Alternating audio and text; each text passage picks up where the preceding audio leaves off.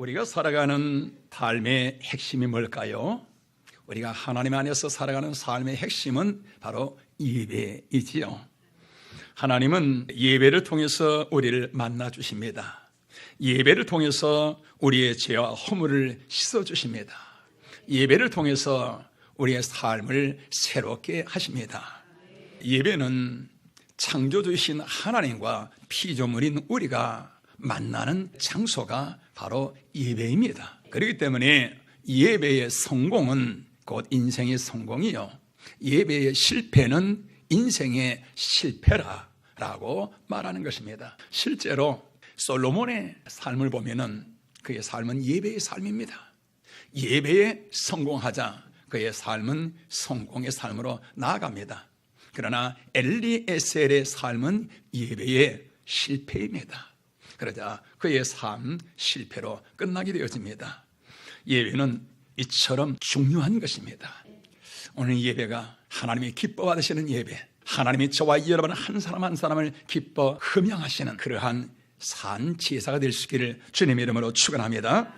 오늘 성경은 예배에 관한 말씀인데요. 자, 그러므로라는 접속어로 시작을 하고 있습니다. 자, 그러므로가 무슨 뜻이지요?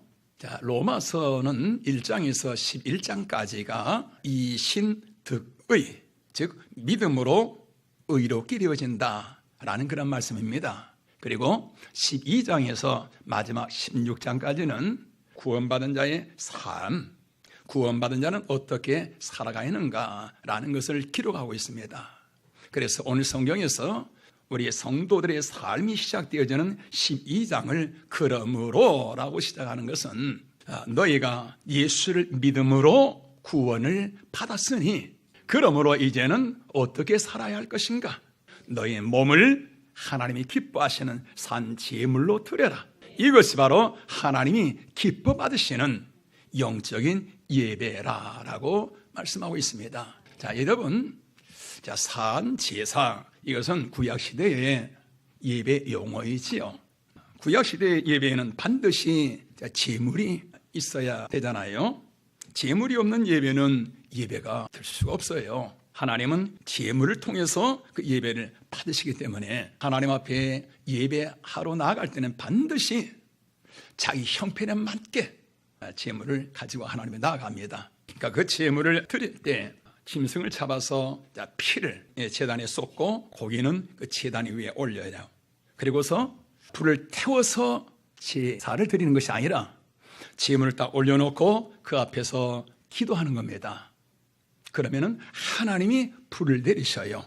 이건 하나님이 예배를 받으셨다라는 증거입니다. 하나님이 불을 내리시는 그 모습, 자, 성막 제사의 모습인데요. 우리 이 시간에 영상으로 잠깐 한번 보실까요?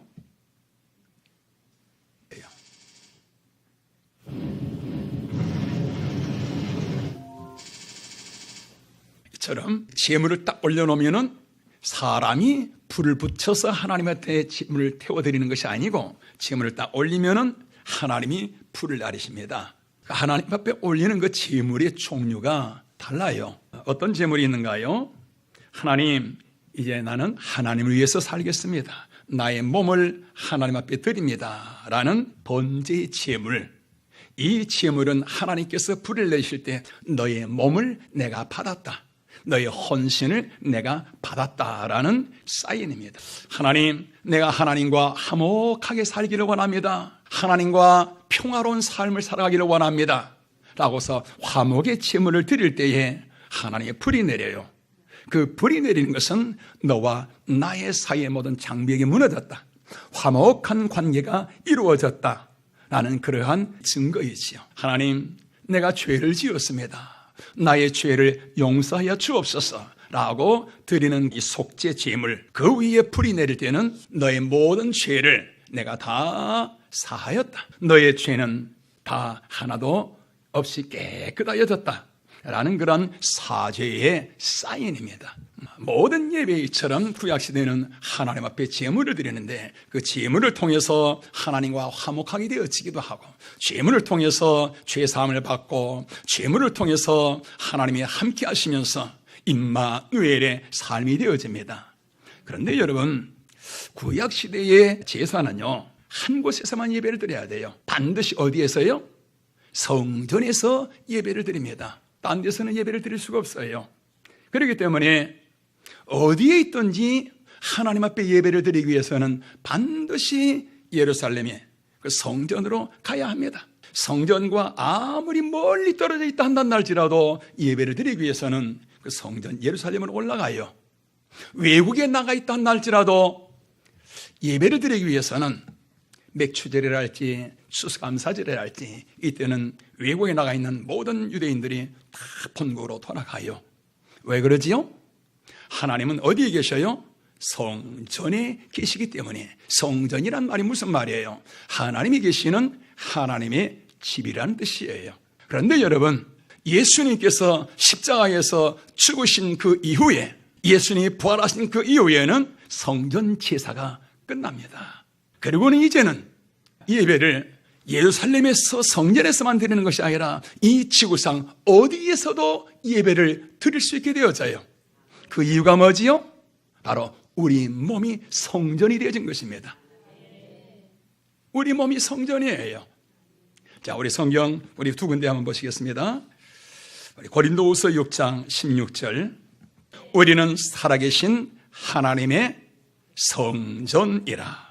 자, 고린도전서 3장 16절 다 같이 시작. 너희는 너희가 하나님의 성전인 것과 하나님의 성령이 너희 안에 계시는 것을 알지 못하느냐. 여러분, 내 몸이 성전입니다. 여러분, 예수님 믿으시면 아멘. 예수님을 진실로 믿으시면, 예수님을 나의 주 나의 하나님을 믿으시면 다시 한번 우리 아멘 하십시다. 그러면 오늘 여러분의 몸은 하나님이 계시는, 여러분의 몸은 하나님이 임재해 계시는 하나님의 성전입니다. 내 몸이 하나님의 성전이라는 이 사실, 얼마나 놀랍고 놀라운 사실인지요. 온갖 세상의 죄악에 물들었고 세상 것으로 가득한 그런 천한 이 몸이 어찌하여 이처럼 하나님 앞에 존귀한 몸, 영화로운 몸, 그러한 성전이 되었는지요. 눈물 나도록 감사할 일인 것입니다. 그런데 여러분, 자, 이런 성전의 목적은 뭐지요? 성전이 있는 목적. 솔로몬은 성전을 7년 동안을 공사를 통해서 성전을 짓습니다. 이렇게 휘황찬란한 성전을 짓는 목적이 뭐지요? 자랑하기 위함인가요? 그곳에서 친교하기 위함인가요? 유대인들은 그 성전을 자랑하고 다녔습니다. 예배에는 관심이 없고 자랑. 여러분, 예배가 없는 성전, 하나님의 임재가 없는 성전, 그것은 아무 의미가 없어요. 구멍 가게보다도 오히려 가치가 없습니다. 그러나 여러분, 예배가 있는 성전, 하나님이 임재하시는 성전, 그 성전은 이 지구상에서 가장 위대한 그런 곳입니다. 영광스러운 곳입니다. 그렇기 때문에 하나님께서 저와 여러분에게 너희는 너희 몸으로 하나님 앞에 산 제사를 드려라. 이것이 너희가 드릴 영적인 예배니라 라고 말씀하고 있습니다. 여러분, 예배에는 두 가지 예배가 있어요. 하나는 주일 예배입니다. 우리가 이처럼 흩어져 있다가 주일 되면은 모든 성도들이 모여서 하나님을 찬양하고 기도하고 하나님 말씀 듣고 예물을 드리면서 드리는 이 예배 너무너무 중요합니다. 오늘 여러분들 이 예배에 하나님이 함께 하신 줄로 믿습니다. 그렇기 때문에 여러분들이 오늘 예배 드리기 위해서 집에서 나오실 때에 아마 여러분들의 발걸음이 가볍고 왠지 여러분의 마음속에 신선함이 아마 있었을 것입니다. 그러다가 예배당에 탁 들어올 때 여러분의 마음속에 평안함이 임하고 새 힘이 임하고요. 이것이 뭔가요? 오늘 하나님께서 여러분의 이 예배를 받으신다는 그 증거인 것입니다. 이 예배를 통해서 성도 여러분, 우리의 믿음이 자라나게 되어져요. 예배를 통해서 세상을 이겨나갈 수 있는 권세와 능력이 임하게 되어집니다. 예배를 통해서 혼탁한 내 심령과 내 영혼이 맑아지게 되어져요. 그래서 예배를 드리고 나면은 내 심령 속에서 생수가 솟아나기 때문에, 그래서 예배를 마치고 나아갈 때 보면은 성도들이 얼굴이 다 밝아요. 기쁨이 있어요. 감사가 있어요. 얼굴에 생기가 있어요. 빛이 나요. 이건 뭐지요? 그 예배를 받으시고서 하나님이 함께 하신다는 그 증거인 것입니다. 그래서 이 기쁨으로, 이 감사로, 이 생명으로 가정으로 나아가는 겁니다. 직장으로 나아가는 것입니다. 사회로 나아가는 것입니다. 그곳에서 하나님의 나라를 이루며 그곳에서 빛과 소금이 되어서 세상 속에 영향력 있는 하나님의 향기를 바라는 그러한 삶을 살아나가는 것입니다. 이것이 바로 성도의 삶인 것입니다. 하나님이 이 삶을 통해서 영광을 받으시며 그 삶을 통해서 하나님의 나라를 세상에 이루어나가는 것입니다. 그런데 우리 한국 교회의 많은 성도들의 신앙 생활은 교회에서 딱 축도하면은 그걸로 끝이에요. 예배 문 탁 열고 나가면은 세상 사람들과 별 다름없는 모습으로 이렇게 살아가고 있습니다. 그러다 보니까 하나님을 믿기는 믿는데 예수님을 주님이라고 부르며 찬양 기도하고 있는데 삶 속에 하나님이 함께 하시는 증거들이 나타나질 않아요. 삶 속에 변화의 역사가 일어나질 않아요. 그런가 하면 반면에 어떤 성도들은 삶 속에서 주님과 함께 예배를 드립니다. 그 삶 자체가 예배예요. 그 삶 속에 하나님이 임재해서 함께 하십니다. 그러다 보니까 어떤 분은 나는 날마다 기적을 경험한다라는 책을 써요. 그 내용이 보면은 그렇습니다. 아주 하나님께서 자신의 알지 못하는, 내 손이 미치지 못하는 그 세밀한 부분까지 하나님께서 보시고서 하나님이 막을 것을 막아주시고 지켜주시고요. 어떤 때는 은행 대출 날짜를 깜빡 잊어버려. 그리고 이 돈도 하나도 없어요. 그런데 신기하게 하나님이 어느 누구를 통해서 그것을 채워줘요. 그래서 자기 삶은 하나님이 날마다 일하시는 현장이에요. 그 주변의 사람들은 그 삶을 보고 기적의 연속이라 그래요. 그런데 그분은 말하기를 기적이 아니라 이것은 나의 일상생활입니다. 우리 성도 여러분, 주일 예배만이 아니라 우리의 삶이 예배가 되어지면은 우리의 삶은 여러분 하나님이 임재하시는 현장입니다. 삶 속에서 하나님께서 오늘 무슨 일을 하실까? 하루하루에 대한 기대와 설렘 속에서 나아가게 될 줄로 믿습니다. 오늘날 많은 성도들이 주일 예배는 잘 드립니다. 그래서 주일날 하나님 앞에 나와서 주일날 주시는 하나님의 은혜와 복을 누려요. 주일의 복은 뭔가요? 내 심령의 안식입니다. 주일날 주시는 하나님의 은혜는 내가 너희를 내 품에 안아줄 것이니라. 수고하고 무거운 짐진 자들아 다 내게로 오라. 내가 너희를 쉬게 할 것이니라. 주일 예배 하나님 앞에 나옴으로 말미암아 내 영혼이 안식합니다. 내 심령이 평안을 누립니다. 주일의 복은 누려요. 그러나 여러분, 삶의 예배가 있지 아니할 때 삶 속에서 주시는 하나님의 말할 수 없는 엄청난 은혜와 영광과 축복을 누리지 못해요. 하나님은 우리의 영혼의 복만이 아니라 우리의 삶의 복을 주시기를 원해요. 우리의 삶을 영광스럽게 인도하시기를 원하셔요. 우리의 삶을 통해서 영광 받으시기를 원하셔요. 그렇기 때문에 너의 몸을 하나님이 기뻐하시는 거룩한 산 제물로 드려라. 이 말이 무슨 말씀인가요? 너의 삶으로 예배를 드려라.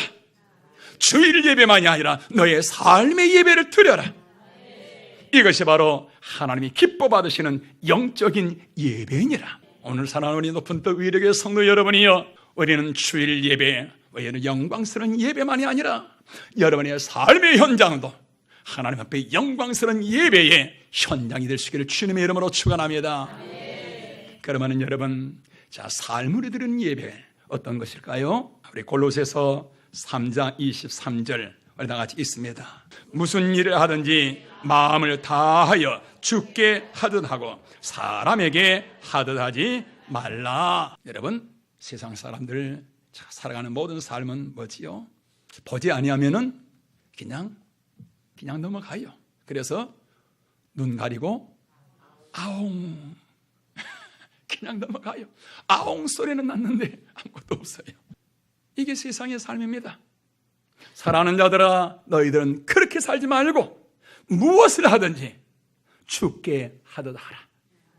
무엇을 하든지 주님을 섬기듯이 최선을 다하라는 것입니다. 이것이 영적인 예배인 것입니다. 여러분, 부모 섬기는 거 최선을 다하시길 바랍니다. 자녀 양육 최선을 다하시길 바랍니다. 직장생활 최선을 다하시길 바랍니다. 이것이 예배인 것입니다. 여러분, 다니엘 학습법의 저자 김동환이라는 사람의 얘기를 여러분 들어보셨을 것입니다. 자, 이 사람이 서울대에 다닐 때에 공부를 어떻게 하느냐, 공부를 예배 드리는 그 마음으로 공부를 해요. 수업 시간은 예배 드리는 시간이에요. 수업이 하나님이 드린 예배예요. 여러분, 예배는 어떻게 드립니까? 시간 전에 오시잖아요. 그래서 예배를 위해서 기도하고 말씀 전하는 주의 종을 위해서 기도하시잖아요. 똑같이 수업이 예배이기 때문에 먼저 가는 겁니다. 그래서 제일 앞자리에 앉아서 오늘 말씀을 전해주실 목사님이 하는 강사, 교수님을 위해서 기도하고 또 교우들이 하는 학생들을 위해서 기도하고 그리고 강의실 분위기를 위해서 기도하고 그리고 하나님, 오늘 설교 말씀 잘 들을 수 있도록 내 귀가 열려지기를 원합니다. 강의 오늘 잘 들을 수 있도록 내 귀가 열려주기를 원합니다. 기도하지요. 그리고 강의 마치면 반드시 감사 기도를 합니다. 그리고 여러분 말씀 들으면 어떻게 하는가요? 데살로니가 교회 성도들 말씀 들을 때 항상 그 말씀을 되새김질 했다 그랬잖아요. 하루 강의 들은 그 날 강의는 반드시 복습을 하면서 소화를 시켜요. 그리고 여러분 예배는 어떻게 하는가요? 미리미리 준비하잖아요. 이 학생은 그 수업을 항상 미리 준비해요. 예습을 하지요. 그리고 공부할 때는 어떻게 공부하느냐? 여러분 하나님 앞에 11조 드리잖아요. 이 학생은 자 11조라 하나님 앞에 뭘 드리냐? 공부의 11조, 기도를 드려요. 그래서 2시간을 공부한다. 그러면 아무리 지금 공부할 양이 많아도 2시간 되면은 딱 그냥 책 덮어놓고 그리고 5분 기도해요. 간절히. 그리고 또 공부해요. 학교 생활, 수업 시간, 이 모든 것이 바로 예배의 자세로. 그 결과 시험을 치르는데 그 평균 점수가 99.26이라 그러지요. 그분이 쓴 책에 그렇게 나와요. 99.26. 한 과목이 한 번 그런 것이 아니라 모든 과목, 그것도 한 학기가 아니라 4년 평균 성적이 99.26이다. 자, 여러분, 이게 여러분 참 있을 수 없는 일입니다. 어떻게 4년 평균 성적이 99.26이 나옵니까? 이건 서울대 역사상에 없는 그러한 이제 점수라 그러는데 서울대 역사상만이 아니라 이 지구상만 어느 학교에도 이런 점수는 아마 없을 거예요. 여러분 이게 뭐지요? 이게 바로 하나님이 너의 예배를 받았다. 하나님이 불을 내리시잖아요. 하나님의 예배를 받으신 그 쌓인 증거인 것입니다. 오늘 사랑하는 성도 여러분, 여러분의 삶의 현장에서 무엇을 하든지 최선을 다하시길 바랍니다. 최선을 다하시길 바랍니다. 주님을 섬기듯이 최선을 다해서 여러분 살아가시길 바랍니다. 그게 예배입니다. 부모 섬기는 거 여러분 예배예요. 자녀 양육 예배예요. 여러분 주방에서 설거지 하시는가요? 그게 뭐라고요? 예배예요. 남편 섬기는 거 예배예요. 직장생활 예배인 것입니다. 무엇을 하든지 주님을 섬기듯이 최선을 다하는 그 삶이 바로 예배인 거예요. 그래서 최의승 장로라는 분은 교회에 깨를 치어서 하나님 앞에 봉헌하고 있는데요. 자, 놀랍지요? 이분의 좌우명이 뭐냐? 바로 오늘 성경 골로새서 3장 23절입니다. 무엇을 하든지 마음을 다하여 주께 하듯 하리라. 무엇을 하든지 마음을 다하여 누구를 만나고 무슨 일을 하든지 주님을 섬기듯이 그렇게 하리라. 그분의 삶의 좌우명으로 책도 그런 책을 써내지요. 오늘 여러분들의 삶의 현장에서 여러분들이 무슨 일을 하십니까? 그 일을 주님 섬기듯이 최선을 다하시길 바랍니다. 그게 바로 하나님이 기뻐 받으시는 산 제사인 것입니다. 하나님이 그 자리에 하나님이 임재하십니다. 하나님의 영광 가운데 하나님께서 여러분을 인도하실 줄로 믿습니다. 자, 여러분, 삶의 예배 두 번째는 뭘까요? 우리 시편 50편 23절 시작. 감사로 제사를 드리는 자가 나를 영화롭게 하나니 그의 행위를 옳게 하는 자에게 내가 하나님의 구원을 보이리라. 성도 여러분, 감사는 우리 삶을 아름답고 맛깔나게 하는 감초와 같습니다. 어떤 사람은 내 삶에 좀 안 좋은 일이 생기거나 내 마음이 조금 상하면은 불평합니다. 짜증냅니다. 원망합니다. 그러나 그런 모든 상황을 감사로 바꾸게 되어지면은 그 삶은 아름다워져요. 행복한 삶이 되어져요. 그래서 어떤 사람은 이렇게 시를 써서 감사를 표현하고 있습니다.